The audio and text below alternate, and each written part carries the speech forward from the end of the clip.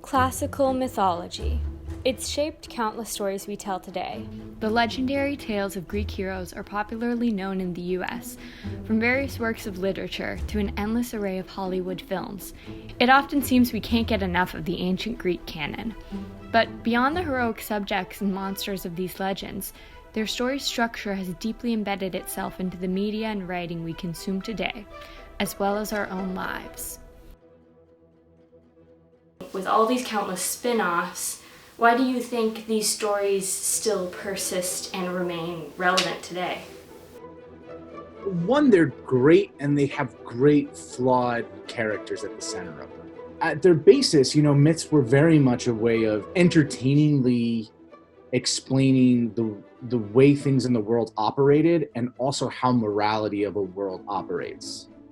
And I think they're really unforgiving in a way that modern audiences like. People don't actually get what you're hoping for a lot of the time.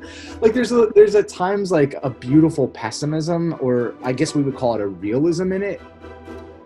The list of Greek heroes is plentiful, but a few stand against the test of time as they are constantly revisited in media or analyzed in schools.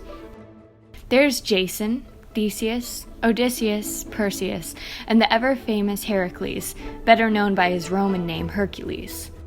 Each of these larger-than-life figures fought different monsters and had a unique array of encounters, yet the structure of their narratives parallel each other and can be summed up into one monomyth, a phenomenon Joseph Campbell termed the hero's journey. In his book, The Hero with a Thousand Faces, Campbell examined countless myths and spotted a pattern. In all these stories, he outlined the 12 recurrent stages of the hero's journey. Each hero follows a series of steps along their quest to ultimately change their lives or the world in some way. Campbell's framework continues to span cultures, religions, literature, and film. The myths of Greek heroes are no exception to this pattern, as most follow the format to a T. It's so omnipresent that most screenwriters on Twitter complain about it. It's heavily a part of any screenwriting, especially 3-act structured screenplays like motion pictures, even more so than television. Television has kind of its own formula. It's informed by hero's journey, but it doesn't follow it as directly as at the crossing the threshold and the road to trials in the same degree, because it's serialized and goes longer. Most heroic tales follow the hero's journey smoothly, and with further examination, one would find similarities in their backstories and quests as well. But how about a modern example? Would the hero's journey still apply? Let's use one of my personal favorites, The Lord of the Rings. When you look at the structure, it follows the steps of the hero's journey exactly. All heroes' journeys begin with the protagonist settled in their homeland. This provides the stasis and background we need to know about them. Next is the call to action, or the reason for the story in the first place. In this case, Gandalf is here as a guide and a force to spur on action from Frodo. They journey into the unknown, encountering outside forces.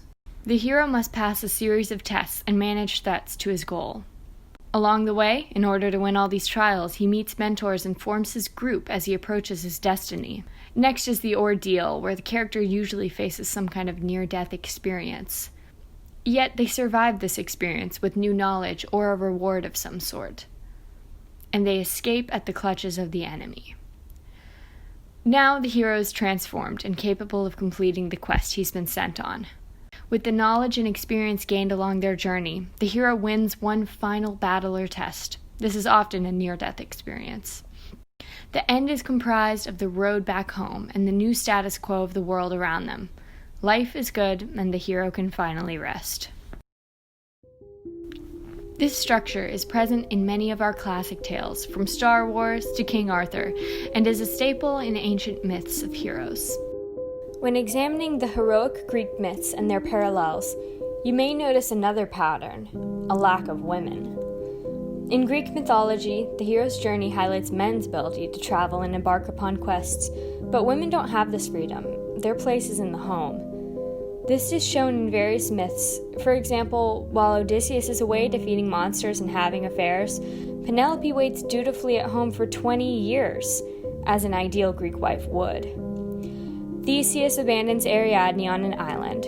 Jason leaves Medea for the Princess of Corinth, and Aeneas abandons Dido, who becomes so distressed without a man that she kills herself.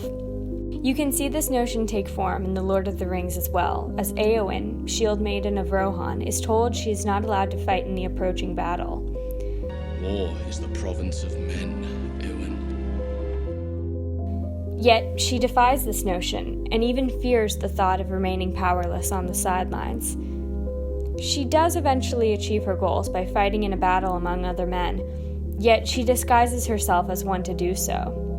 Oftentimes we see this trope in our stories. Women taking on a male role or disguise to be taken seriously or to venture beyond the domestic sphere.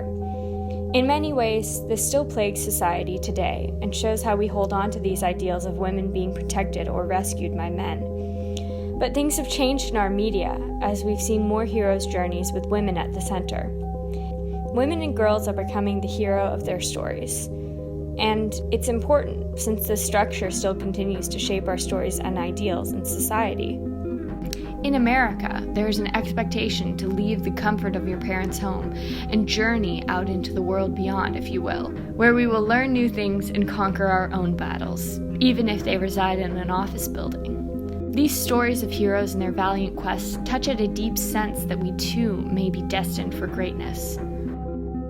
I think there are thematics that why myths persist and why Marvel movies are massive are intertwined, right? Like they both get at people wanting to be bigger than their station, us wanting, the idea of something large. Like Americans love largesse. Like we love the idea of gods and heroes and champions of industry and all of that. Like, I mean, there's definitely an intersection of those two things.